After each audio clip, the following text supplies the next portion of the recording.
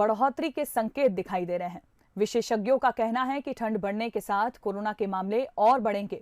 इधर कोरोना की दूसरी लहर की आहट के साथ ही वेंटिलेटर वाले सारे बिस्तर फुल हो गए हैं। एम्स के 80 तो अंबेडकर अस्पताल के 70 वार्डों में से एक भी खाली नहीं है। राजधानी रायपुर में सितंबर के पहले सप्ताह में एक दिन में सबसे अधिक 1109 संक्रमित मरीज मिले थे।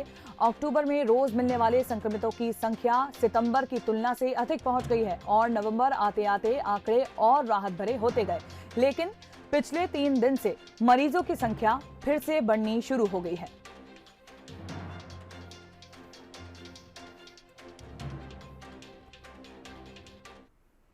चलिए तो इसी खबर पर अधिक जानकारी ले लेते हैं। हमारे संवाददाता मोहन जी लाइव हमारे साथ जुड़ चुके हैं।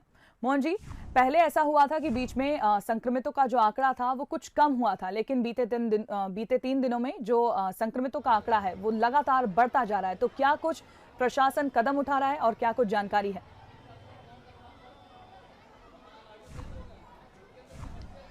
देखिए, छत्तीसगढ़ के लिए ये चिंता की बात है क्योंकि विशेषज्ञों ने जो तिथि दी थी वो तिथि अब करीब आ गई है, जिसमें छत्तीसगढ़ में दूसरी जो वेव है कोरोना की उसका असर देखने को मिलेगा। खास तौर पर 15 नवंबर के बाद इस बात को लेकर अंदेशा जताया गया था, अब उसका असर भी देखने को मिला है। और जैसा कि हम जान रहे हैं कि केरल और दिल्ली में लगातार केसेस बढ़ रहे हैं क्योंकि वहाँ दूसरी और तीसरी वेव है कोरोना की आ चुकी है।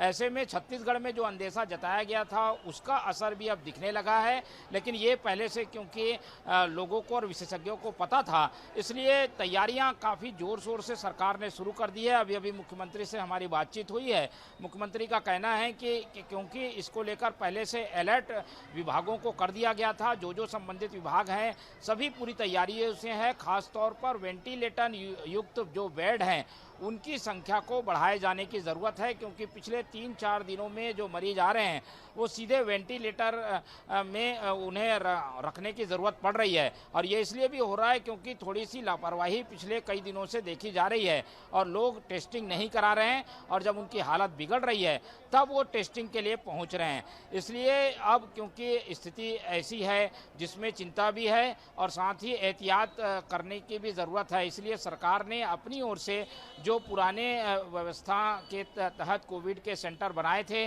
उन्हें फिर से सक्रिय करने के निर्देश दे दिए हैं।